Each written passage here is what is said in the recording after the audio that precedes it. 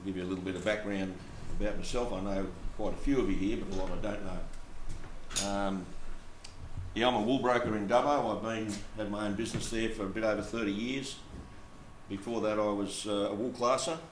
I worked in wool stores for a few years before that, and before that I was a wool classer out in the west of here. I used to sort of come in about as far as Bobadale. Was as far inside as I'd come for most of those years. Also had a farm at Tottenham some years back, and I've got property at Molong where I live, and up at Brewarrina. So I've got a fair idea what everyone's going through at the moment. Terry Fishpool, who I've known for a long time, rang me up and asked me for possibility of coming out talking about the wool market and a few other things that are going on with AWI. So the timing's impeccable. It was a bit over a week ago. It was a lot harder story to tell.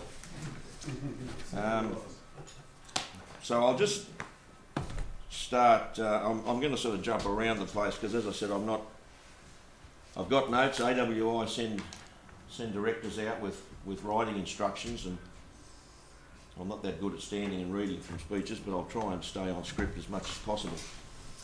A bit over a week ago, we were trying to put our finger on why the market was just falling through the floor. We all knew it was more to do with what's happening with Trump and China. But beginning of last week, I got in touch with Lionel Plunkett, who's the market analyst at AWI, and I said, can you give me an EMI graph that goes back to when the stockpile ended, when the last bale of wool was sold out of the stockpile, which was January 2002, when we started to get in, because all through the 90s you couldn't say it was a free market. And even during the early part of 2000s, we were still affected by the overhang of stocks in the pipeline. And the previous Friday was an AWI board meeting, and we're trying to put our finger on budget analysis, on levy income, particularly now that we've got 1.5%, not 2%, and we've got a wool clip that's under 300 million kilos, which hasn't been that way for 120 years. So the combination of a lot of things is forcing AWI to look closely at things. And the comment was made that these unprecedented falls in the wool market since we've had the free market have all been external factors. So I wanted to see it graphed and charted. And the first drop there was the SARS outbreak in China. The second drop in the middle there was the GFC, 2008. The third one was parity between the Aussie dollar actually got dearer than the American dollar, and at the same time there were huge stocks of cotton in China, which affected the textile market in general. And this one is a little bit different. As I said, this is only a bit over a week old. If we showed that graph up to today, it would have this sharp leap back up again. I'll get to that in a minute. But the very peak was in August, was last year, and this time last year the EMI was 2,094 cents. It peaked at over 2,100. The thing about that peak and the peak in 2011 is the market hit its resistance point in US currency, and 1,500 cent US has long been seen as a resistance point to downstream processes. And when it went above, if you look at where 1,900 cents is on that right hand side there, when it went above that, it was being driven largely by three big top makers in China. The Europeans and a lot of the other top makers in China just sat back and said this is ridiculous. So the first thing we've got to say is don't take that as the normal market. It was trading outside its range. It'll come back up. Will it? Okay. Just as well Mark's here. So Lionel Plunkett put that graph up for me, and he sent me an email, and he said, I think we're close to the bottom. This was Tuesday last week. I haven't got last week's report here, but I think it jumped. the EMI jumped 50 or 60 cents on the last day. The EMI this week jumped, and we've gone from having the largest falls since AWI started doing market reports in 1994 to the largest rises. 170 cents this week. 21 microns, 292 cents up. 20 microns, 304 cents. 19.5, 290 cents. And I can't stand up here and say that's orderly marketing. But who was that? But what it shows is a couple of things. Obviously that steep decline, the very last line, the market settled at the end of June about where everyone was comfortable. Everyone's comfortable around 1300 US. Even after those rises this week, we're at 1056 US. So that's telling me we're actually well within inside their comfort zone at 1535. And a lot of people have been saying to me, and David Michelle from Michelle Wool 12 months ago said, when it was 2000, he said 1650 is the price, that's where we're comfortable. Everyone can keep selling yarn and fibre down the pipeline at 1650. So we think a range from where we are now to 1800 cents is the trading range where this market will be. But we've got some stormy waters in front of us. The Trump tariff war's not over by a long shot. I see this morning other Western economies, particularly ones like Australia, are calling on China and the US to get their act together and get this settled down. Canada are leading it. The wool pipeline is a very long pipeline. I think we've all got a fair understanding of the processes it goes through as against other fibres. But it's all getting quicker. Everything's just in time. I'll talk a bit about some of the things that are happening in the pipeline. Well, one of them is called blockchain technology, where everything is linked up, bang, bang, bang, full traceability, certificate of origin, guaranteed payment, all those things. Those things are shortening up the pipeline. So what we've got now in the market is October, November, early November is when the autumn winter fashions hit the streets. And if global economies are weak and the market signals are not coming back down, the top makers who are buying greasy wool now, which won't go through till after Christmas, they have to make a decision on how much stock they want to hold. Because even at 1500 US, 1500 EMI, the cost of holding that stock is huge, even though the cost of money is not huge. It's just everyone has an available credit facility. So the message, I think, at the moment is, whilst it's been fantastic to see this rise, no one predicted the market would rise this much this week, and no one can predict that that's now the bottom of the market and it's just going to keep going up. There's a lot of people held wool back in the last 6 weeks. I know in our own wool store we went from 500 bales to 2,500 bales just in a matter of a few weeks. And that's with a wool clip that's nearly half of what it was 18 months ago. So there's a lot of growers exercise their right, and I think this is an important tool that growers have, is because when there's talk about market manipulation and market intervention, the best tool we have is growers choosing to whether they sell wool and accept prices and actually send a signal back down the pipeline to the customers that we're not happy with this. For about a month, about 20% of the offering was withdrawn prior to sale and another 35% was passed in. So that was a clear market signal, and if we hadn't have done that, obviously there were wool selling, the worst week, there were wool selling at $2,500 a bale. So we're not going to say to people, no, you can't sell wool this week, because they need the money and the actual price wasn't too bad. But those that weren't pressured or had wools that were probably more drought affected, and those wools are obviously copping a bigger discount on a weak market, a lot of them did what free markets do. They pushed back. So whether we're going to see more rises next week and the week after, no one can really tell. But what I'm saying to people is if you've been waiting off and you didn't go into that market, you probably want to put your toe in the water over the next few weeks, because there is some grey clouds around October. I've just got a mug of water here, I guess. Oh, there's one here. Grey clouds indicating rain, Don, or? Unfortunately not, no. Used the wrong analogy there, didn't I?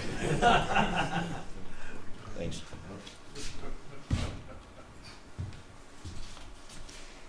Now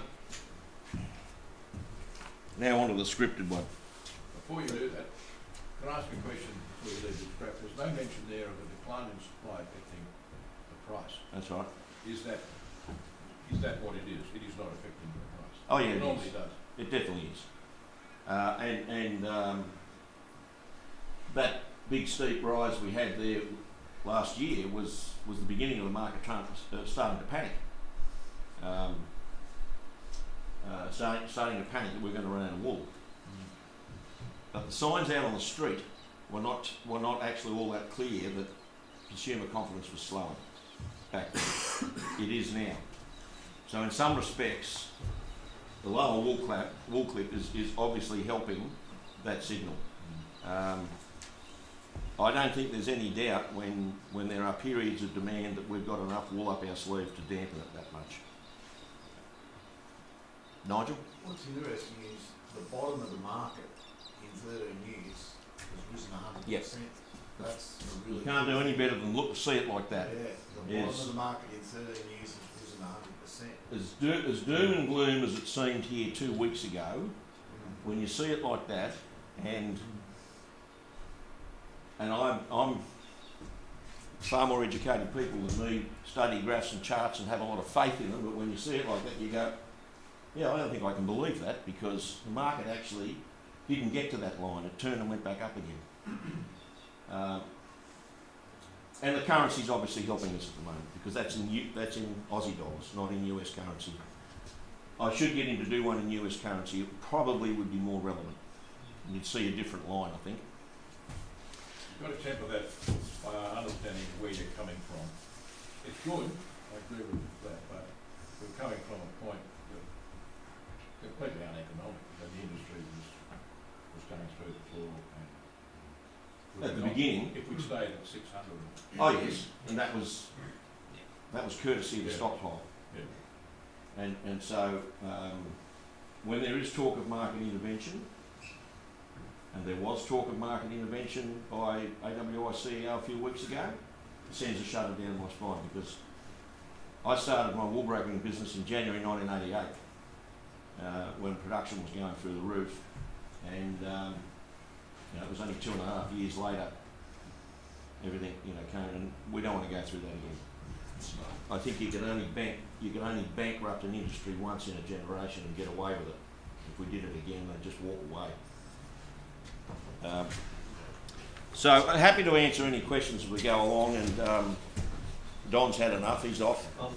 Just one comment though, last week's sale, the pass-in rate and the re-offer rate was almost exactly the same. Oh, okay. The amount of wool's coming back in. Yeah, re-offered wool. Yeah, It wasn't yeah. exactly the same as the pass-in. And funnily enough, yesterday it was still 6.5% passed in on a market that's risen 300 cents. Still people exercising their right. So Terry asked me to come out and talk about the wool market, and I thought, well, I probably should talk about a few other things that are near and dear to me, particularly in the area that AWI is involved in. And one of them is traceability and sustainability. And it was a good segue really to follow Robin, because this whole push around pain management and welfare management in animals is actually in part being, the thrust of that has come from interest from our consumers down the pipeline about sustainability and traceability. And the story I think that we have to tell as growers is talk about a more holistic approach to how we manage our animals, and not just get hung up on one single thing, which is what we have been doing for the last 10 or 15 years, is being hung up about mulesing.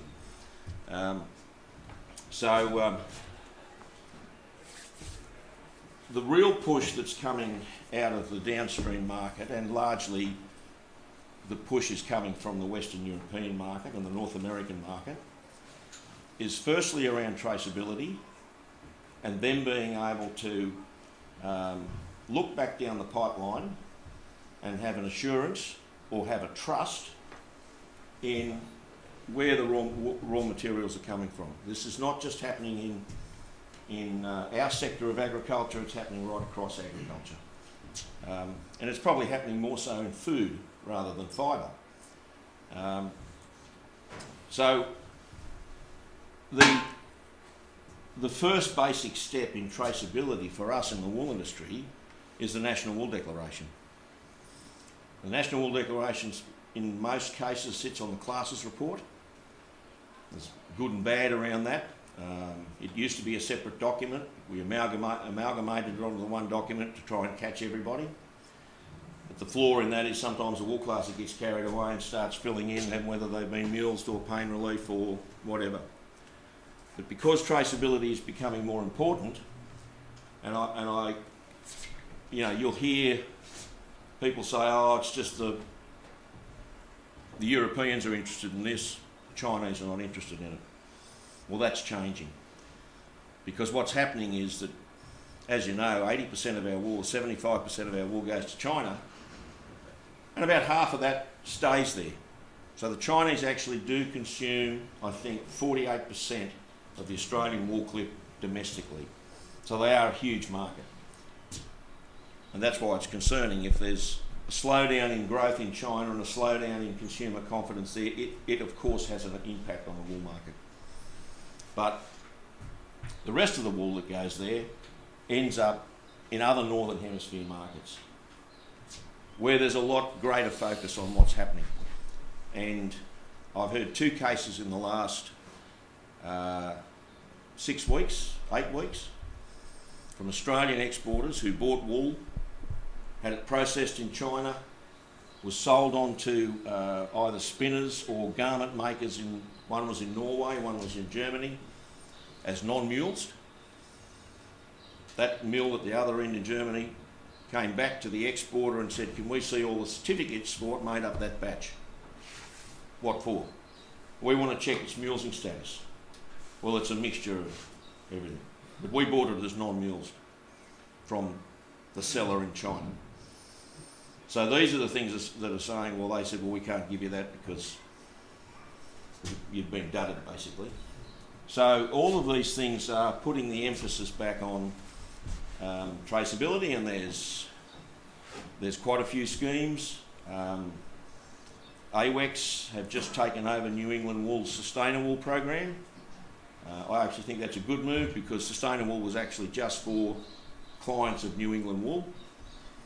They ended up with 3/4 of their portfolio, which was about 800 growers who were signed up to it.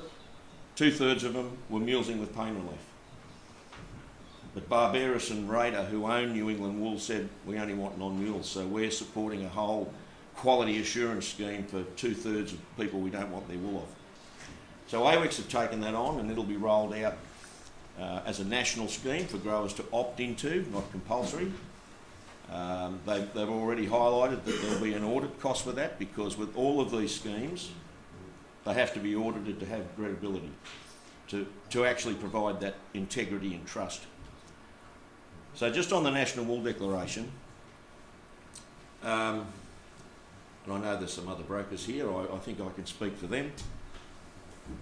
Certainly in New South Wales, we're far more active and doing better than a lot of other states in getting growers to fill that National Wool Declaration in. There is, what we saw in the market whilst it was falling like a cliff, was that the European buyers actually showed their true colours.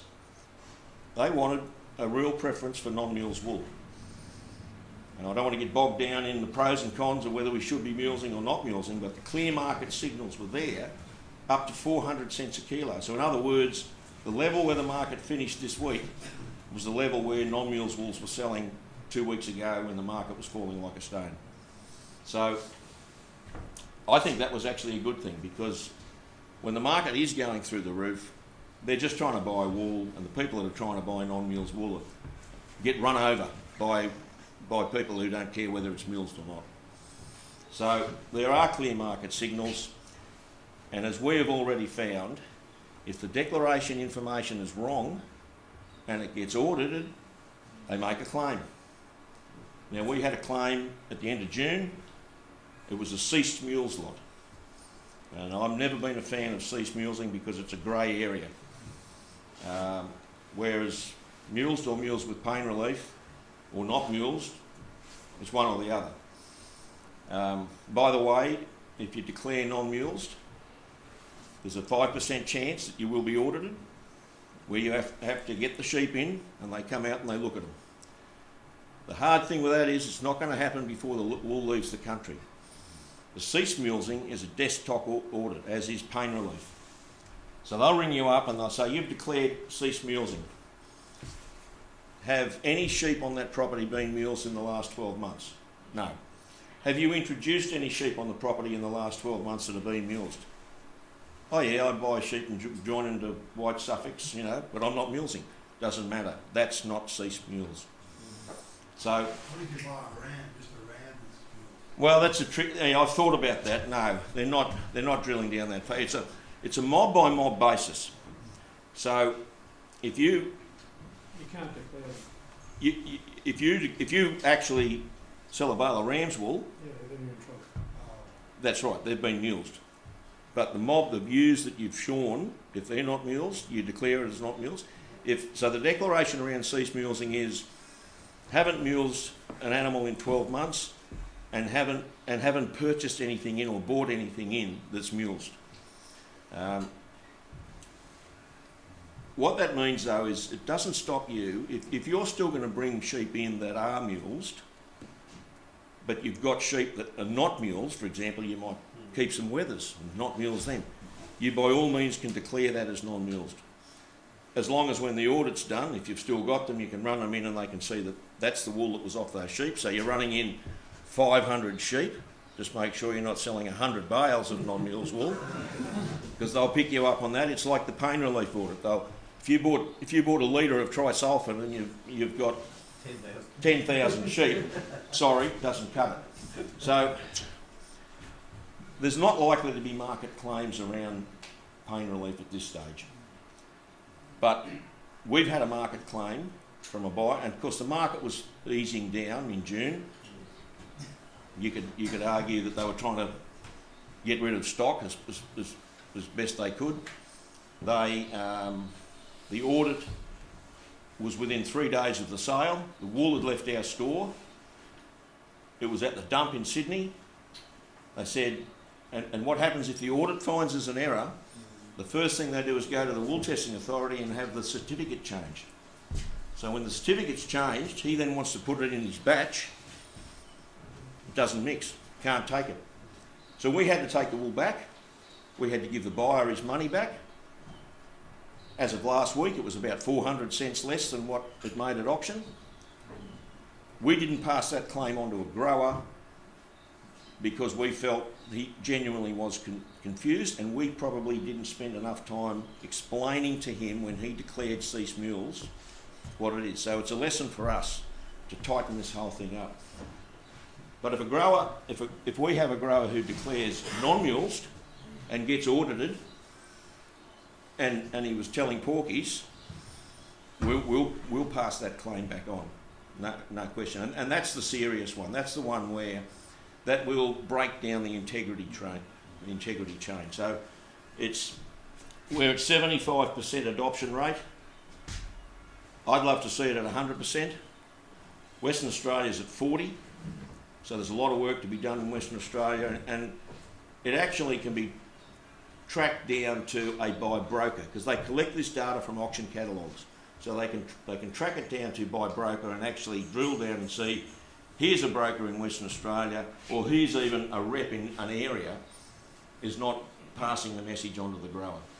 So there's a fair bit of pressure, and the buyers are actually putting pressure on the West Australian wool growers to step up and declare. So, Question. We're talking about how the integrity of the Australian system. How good is the integrity of the Chinese system? They're tracing this wool through to their products. If you get a wool topic like this system, they put 5 bales in potato roughly what you get off the fleece.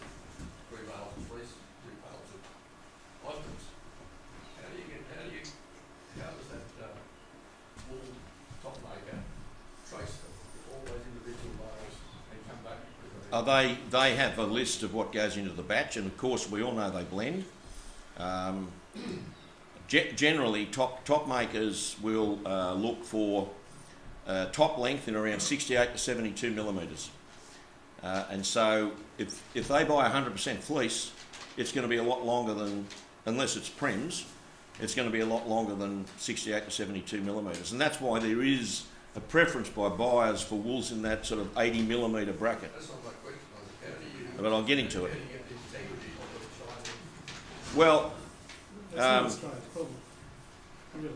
it's all there, and what's happening in certainly efforts of blockchain technology is that the person who ends up with it actually gets what they call a ledger of truth all the way back to the farm. So it can be done, and it can be done in 5 minutes. Any top maker can give you a list of the certificates that went into that batch. It's up to how much the person at the other end wants it. Now I know in niche batches, they absolutely know what goes into it. In the big mass runs, You ordered that? no, we don't, but the bloke at the other end does. Who does?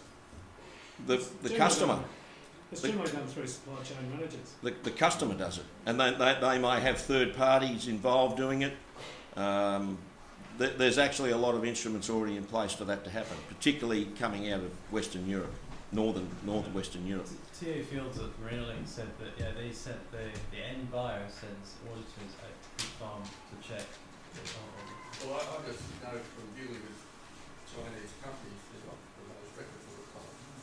Well, as I started off talking about, people were chasing back here to Australia buying non-Mills wool and found out they didn't get non-Mills wool. Now the question. But that's changing. That is changing. Why have we got so much emphasis on China? Because what's happening now is bound to happen. You know, having 70% of our Yep. going to China. And what's the AWI doing in trying to diversify our market into other countries? Well, good question, and where I was yesterday, or the day before, that's being asked a lot. What is AWI doing? Stuart McCulloch spent a week in Vietnam 2 weeks ago with a group of spinners and weavers up there. And Vietnam has a very big second stage processing sector, particularly for cotton, but particularly now for the active outdoor leisure market, which is, I'll get onto that in a minute, which is where wool's going. There's a lot of emphasis now going into, that's the growth market. It's not in men's suiting. The men's suiting market is obviously our biggest market, and it's fairly static, but the growth is in the active outdoor leisure market. And that part of the market actually is the one that's screaming out for more traceability, because they're the green and friendly people. They're interested in knowing all about this. They're interested in environmental labelling. I'll jump ahead because I was going to talk about this. This jacket here is made out of using a process called Optim, and wool growers paid for this back during the days of ARAP in the 90s, where they stretched and this is when there was an $8 premium from 19 to 21 micron. They found they could get 21 micron, stretch it, put a polymer coating on it, lock it in and set it, and then of course the premium disappeared and the technology just got shelved, didn't get used. But AWI inherited that, and so they've sat on it, and in the last few years they've now bought it out again in collaboration with a mill in China called Nanshan, which is vertically integrated, where they've made this. It's about an 18.5, 19 micron cloth. But interestingly, and this cloth, by the way, was taken up by a Norwegian company called Devold, and Devold are one of the biggest brand, the Coca-Cola of Norway, and they actually won an award with this jacket, with their making with this fabric, at the big outdoor sports clothing thing in Munich 2 years ago. The jacket sells for between $400 and $600. Wool growers can buy this for $185. I think there's something coming out in Beyond the Bale in the next few weeks where you can get it. But that little label there on the sleeve is a barcode reader or a QR scan code. So you can get an app, and this is where we're heading towards. The conscious consumer will have an app where there won't be a swing tag on a garment. They'll walk into,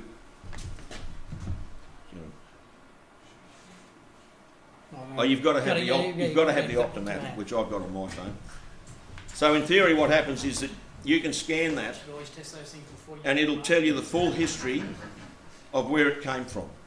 It'll probably even take you back to the farm and show you that. I'll just pass that around.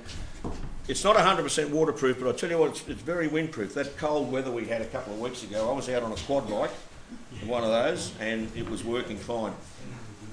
So about traceability, so we just want to close that and run this other.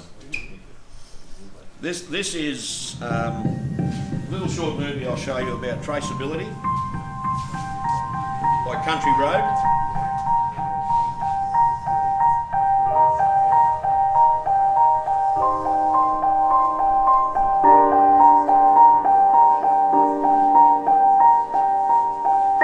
There's a story about traceability which is now really coming out to the consumer. People want to know provenance. So I'm like a stock woman, I suppose. You've been here on a busy day, like we've been flooded out with everything, so it's good and nice weather. Because we've been working till 5:30 every other day. Sure enough, for 2 weeks on property. Is it? I've only got a couple of days here this time, we got to be here,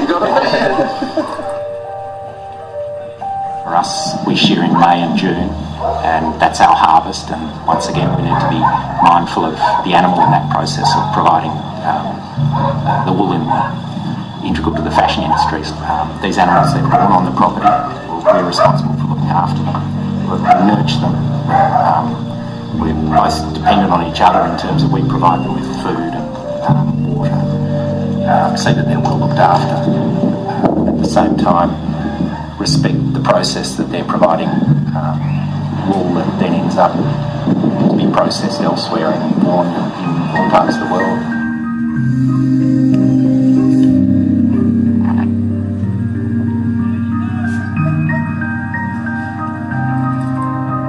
The concept is relatively simple. What we're there to do is to verify a claim. This product has been sold that says it's Australian merino. Is it truthful? The geochemistry of the environment differs by where in the world you are. Some soils are nutrient rich, some are poor, some are high in elements, some are low. All these attributes combine in what we call a chemical fingerprint. We've essentially mapped the majority of the world for the wool industry. And by mapped I mean we've gotten samples from these locations and we've analysed them through a chemical fingerprint. What we care about is, well, here's a fibre, where is it originally being grown? And so we take all that information and apply the test. At the same time, it's also a way to highlight these are the people doing the right things. These are good suppliers, they're selling an authentic product, and here's the proof to show that they are. We've got this opportunity to create an amazing garment that we use in the fashion industry. And it's coming from an animal on our farm. What an amazing story that is in terms of natural fibre.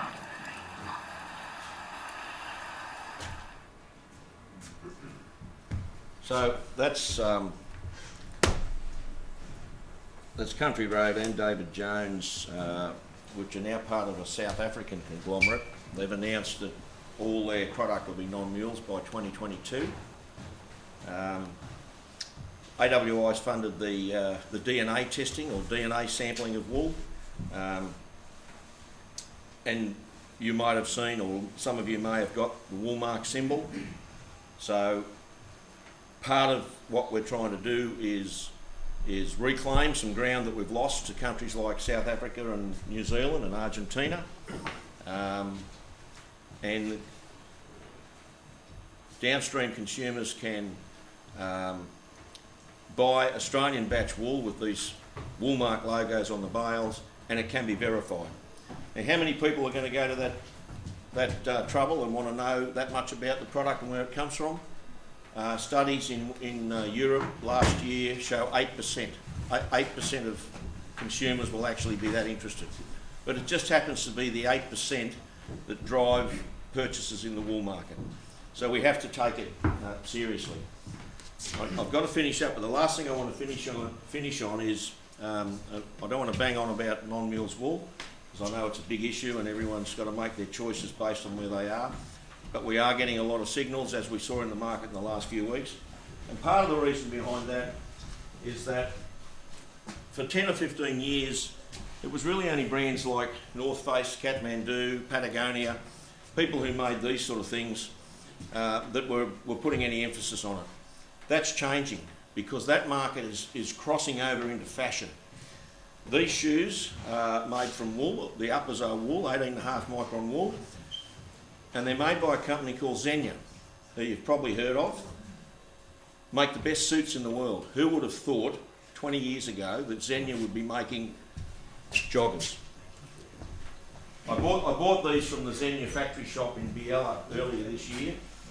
And so I've had people say, geez, I couldn't wear them, you look like a dandy in them. They are so light on your feet and your feet don't sweat. You can wear them without socks and your feet don't sweat. So part of the reason that and I'm not even going to get onto sustainability today because we'll just stick with traceability. Part of the reason that we're being asked all these questions by these brands is, as I said, it's not your Patagonias and your Kathmandus, it's your Xenias, your Gucci's, your Pradas. AWI is doing a project with Prada now with the America's Cup. Prada, Pirelli and Woolmark. So if their team, the Italian team, makes it to the final of the America's Cup in 2021, we'll have the Woolmark symbol up on the spinnaker. There's a lot of other projects I could talk about what they're doing, but a lot of them are to do with traceability, and at another day and another occasion we'll cover off on sustainability. So any questions about anything that AWI is up to, I'm happy to answer. Thanks, Don. Thanks, Don. Thanks, Don, for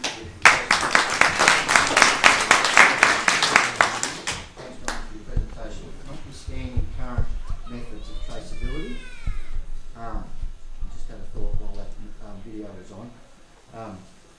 Given that the bales of wool leave the shed in either a mulesed or unmulesed state, why not just have a different coloured bale for non-mulesed wool?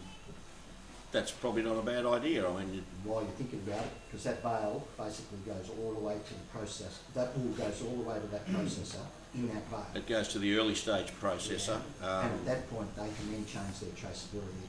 I understand traceability is hard in a big batch processing system. I would but suggest in a you're food adding system- cost to the cost of the wool pack, because the nylon pack would have to be dyed. Why not just a little tag on it? Could be. Yep. Well, we've already got a system in place that people are not using 100% honestly, so Sorry? we've already got a system in place for that with the declaration and stuff, so if everyone's not telling the truth, adding more things to the system will make it better. Well, that's what the and this is AWEX's role, not AWI's, but that's what the audit process is supposed to maintain the integrity of the system.